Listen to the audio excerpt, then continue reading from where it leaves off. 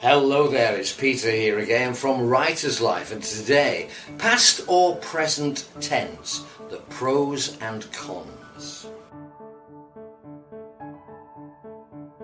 When creating any new piece of writing, selecting the tense in which to write is often something an author struggles with. Not long ago, writing in the past tense was strongly favoured, and particularly with works of fiction, it was very rare to find a novel written in the present tense. However, in recent years, this has changed, and we have seen a shift to the present tense, with some writers believing that writing using the past tense makes the work itself seem somehow old-fashioned. So what has made the past tense increasingly unpopular and the present tense now the tense of choice? Well, it seems for most seasoned writers, it's an instinctive and natural decision. However, for many novice writers, this is just another choice to fret over. So it's important to understand what the advantages and disadvantages of each might be. So here we've broken these down so authors can make an informed choice when deciding which tense to write in. So first, the present tense, the pros. Present tense creates immediacy in a way that the past tense cannot. It allows the reader to experience changes in the story and changes to its characters as they happen. This creates a bond between the reader and characters as they experience things together simultaneously. Therefore, tension, suspense and drama can be more easily conveyed. Characters become more lifelike, tangible and real, and selecting the present tense when describing a character truly reflects their nature, drawing the reader closer to them. The use of the present tense also reflects the overall theme of the book.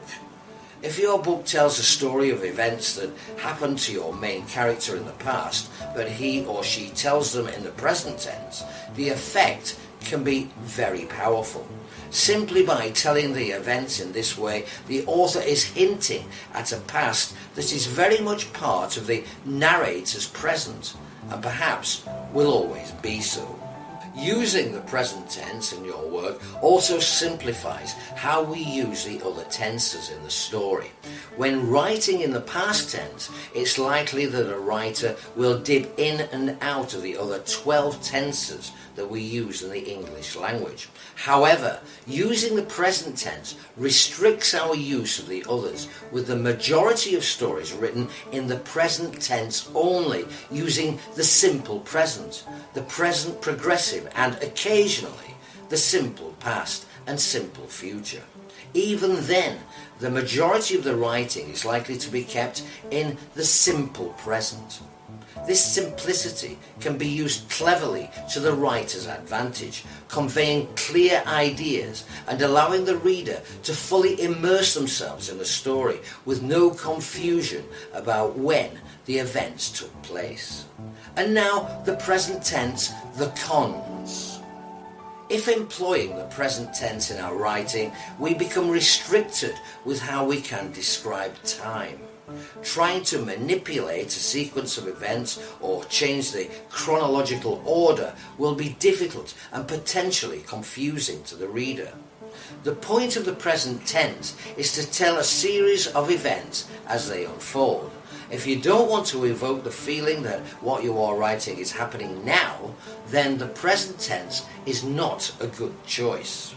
Building multi-layered characters is more of a challenge if you use the present tense.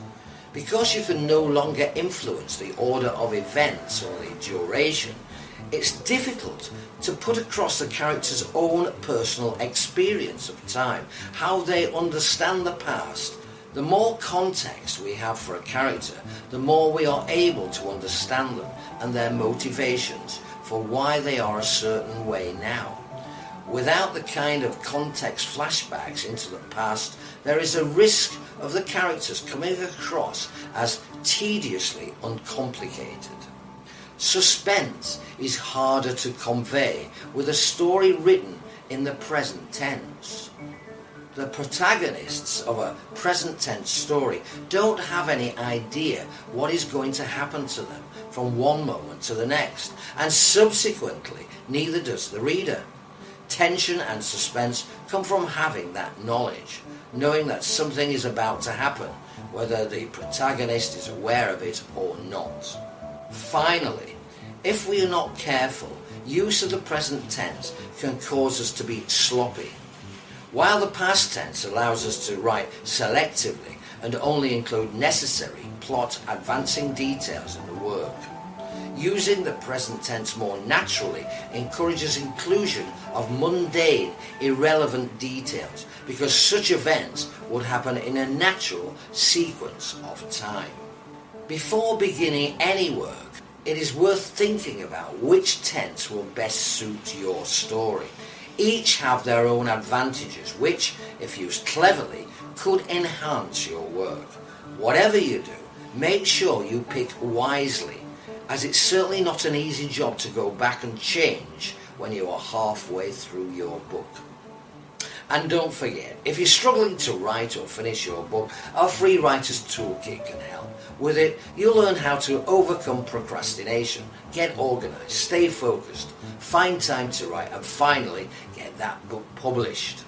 To get access now while it's still available, simply go to writerslife.org/toolkit.